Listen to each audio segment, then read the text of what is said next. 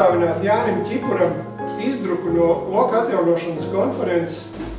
Jānis teica atklāšanas runu šajā atjaunošanas konferencē, pats pirmais. Un viņa vārdi bija šādi. Dāmas un kungi, cienījamie konferences delegāti, cienījamie viesi. Iegaumējiet šo datumu. Ļoti iespējams, ka šī diena Latvijas sporta vēsturē tiks ierakstīta ar lielajiem burtiem. Es domāju, ka mēs visi te esam tieši tādēļ, lai to paveiktu.